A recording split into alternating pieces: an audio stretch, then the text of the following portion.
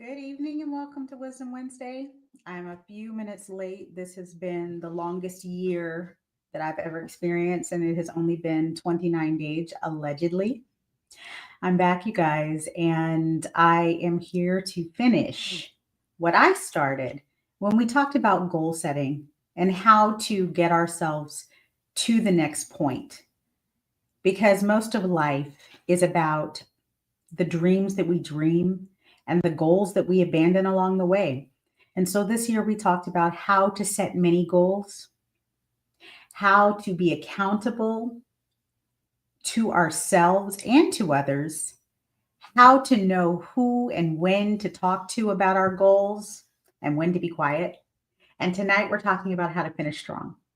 If this is your first time catching one of my lives, my name is Naomi. I go by the How To Chick. I'm a child of God, a wife, a mom, an attorney, a coach, a mentor, and a speaker. But most importantly, I know that you can do anything, but you cannot do everything, and you have to choose wisely. For me, that means I let God do the choosing. But this month, I've been talking to you guys. And guys, even though I've only been on the 4 weeks, I guess, of January, it feels like this month has been about 6 years long.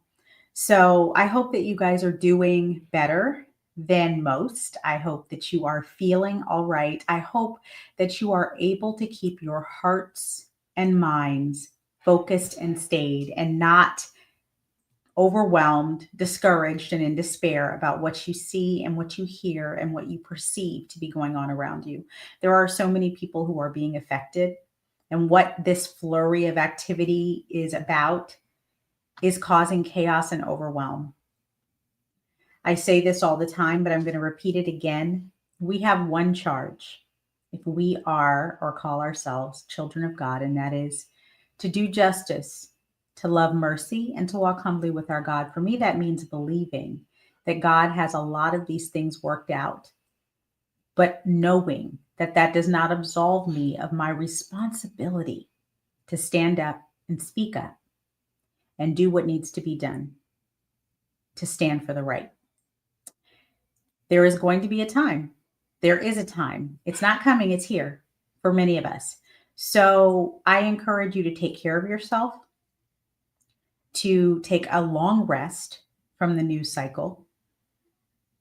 Finding the delicate balance between being overwhelmed and being informed can be very difficult, but it is possible. And last, I'm going to encourage you to set your focus on the goals that you have instead of just surviving the day. If you have a purpose, it gets easier to deal with the overwhelm.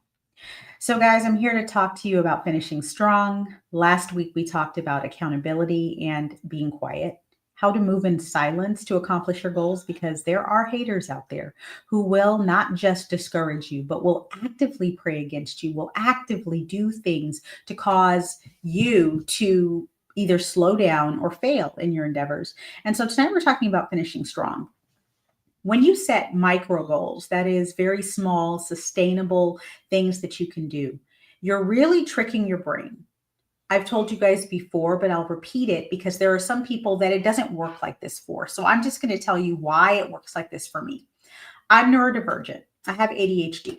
So my brain doesn't make dopamine the way that most people's do. You know, there are people who can set budgets and say, I'm going to save $100,000 for a house, and that's rah, rah, rah. For me, if it takes me 6 months to save a few $1,000s, I'm like, I'm never going to get $200,000 and I'm going to go spend it on a weekend because I need that dopamine hit. And so for many of us, for many of you, micro goals may not be necessary. You may be a person who's able to set those big long-term goals, to say, these are the steps to accomplishing those goals, and this is what I'm going to do to complete those steps. You may not need week one, which is micro goals. But if you've ever found yourself starting and quitting multiple times and never quite making it to the level that you want to make it to on your goals, go back and watch week one, micro goals, because it is an easy way to trick your brain into thinking you're doing really big things. And what you're really doing is setting yourself up to succeed on the big thing. So tonight we're talking about finishing strong, what to do when you can see the big goal in sight. Whether that big goal is being debt free, whether it is paying off your mortgage, whether it is moving into that new career or opening your own business, or I don't know, moving abroad, paying for a child to go through college, whatever that goal is that you have broken up into however many steps it took you, you're going to get to a point where you are going to start to see that the fruit of your sacrifice is paying off, right? I remember this happening when I hit my last semester in law school. And so many times when we've set these big goals, buy a home, XYZ, there is a mountaintop when we actually get there, but then we fall into the reality of what happens on the other side of that. For me, I'll use law school, but we can also talk about other things. When I was getting ready to graduate, I was graduating into a recession. There were no jobs. I had freelanced here and there through law school, but I had nothing lined up for after graduation. I had to come out of pocket to pay for this bar course, and then I had to study and take a bar to be barred, to be licensed as an attorney, but I had no one who had volunteered to pay me to be an attorney. And I'm freaking out. And I'm thinking, I left a well paying job. I left a career that I was doing well at. I cashed out a 401k. We're not going to talk about that. Don't do that if you're a young person, to come do this. And I feel like I wasted my time. And everybody who told me, I don't know why you didn't just take that raise, I don't know why you didn't just take that job, was right. Most people, were happy for me, but there's always those one or two people that were like, ain't no jobs. You're going to hate it. I don't know why you're doing that. I don't know why you're trying to start a business. The economy is terrible. There's always going to be naysayers. And there's always going to be a point when you hit that big goal. You've signed your lease to your first front office space. And all of a sudden, the traffic and your customers and your clients slow down. You are about to graduate graduate school and you don't have a job, or you fail your licensing exam. There's always going to be setbacks right at the cusp of where you're going. And I've never actually had a situation where I've set a goal and gotten to the end and I didn't feel like I had been knocked all the way down. It requires some truth telling and some perspective, I can tell you that. I've told you guys about how I had to pay off a lot of debt before I went to law school. And almost right at the end of that, I found myself trying to save up to go out of state and being asked for money by people. And I had to put some boundaries on. And it messed up my relationships, to be perfectly frank, because I had to say, no, the point of me aggressively paying down this debt. I didn't have a whole lot of savings. I had just a little bit. The point of me aggressively paying down this debt was my micro goal to get me where I needed to be financially, so I wasn't going to be strapped and worried about debt in law school. So no, I can't, loan you a few $1,000s because, to be quite frank, it was not a situation where I felt confident that I would be repaid, but it didn't matter because I needed it in that moment. I had a roommate who was relying on me. There were things lined up. There were funds that had to be expended. And so I had to say no, and that caused chatter. And like I said, it messed up some relationships. And what I found was that it made me feel like I'd made the wrong decision. But imagine, and I have talked about boundaries before. Imagine if I had taken the money that I had carefully saved to move across country to start law school and loaned it to someone who didn't give it back, who was not able to repay it. Imagine I didn't make my way to the other side of the country in time to start the job that I had lined up there for the summer because I didn't have the funds and I didn't have anywhere to stay because I had loaned this money away. I think it's always important, and this is an aside about finishing strong, to keep your mind's eye on your ultimate goal. Because sometimes our micro goals, and usually I will say our micro goals, are tied into bigger things. We're not just trying to lose weight to stunt on them. We're also trying to lose weight to take care of our health. We're also eating more healthily so that we're not wasting money dining out. We're also trying to take care of our mental health because we found that when we eat better and when we work out, that we sleep better and our minds operate better and we get rid of our brain fog. We have to really, really remind ourselves of the truth of what our goals were intended to accomplish at the end.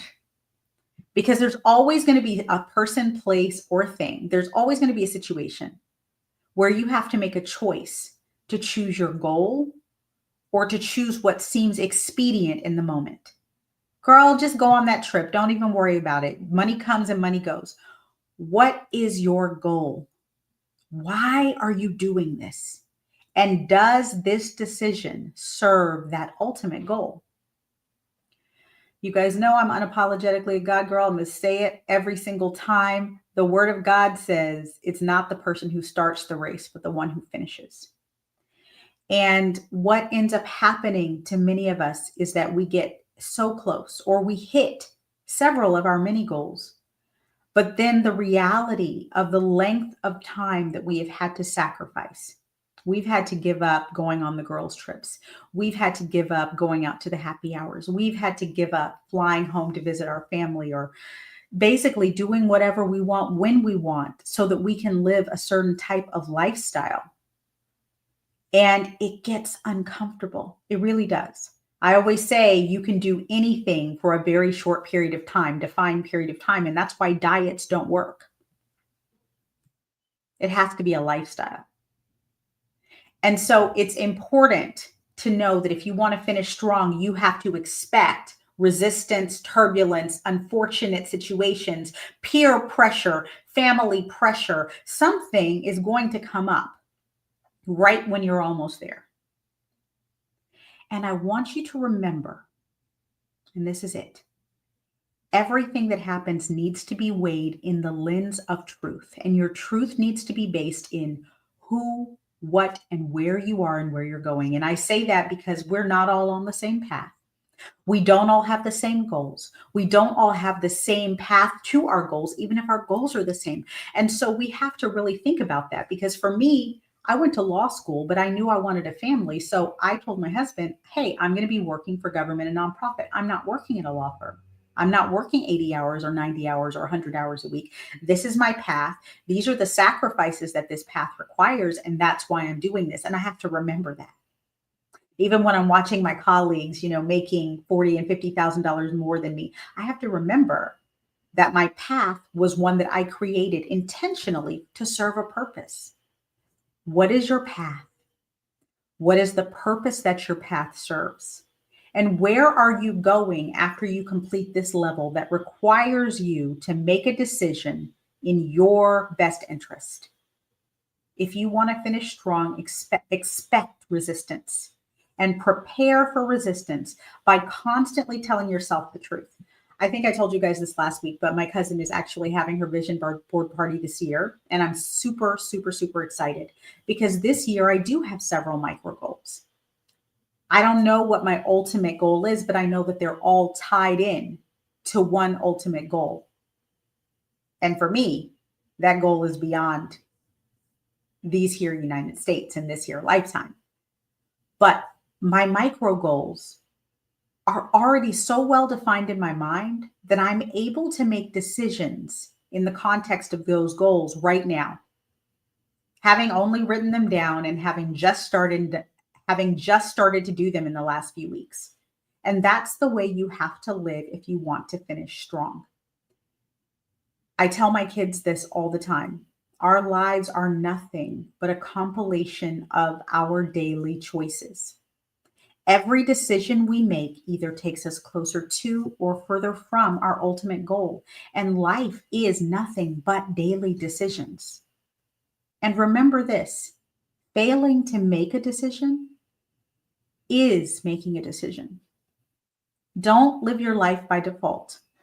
Set your course, stay your course, and finish strong. Remember, you can do anything, but you can't do everything. You can't. You must choose wisely.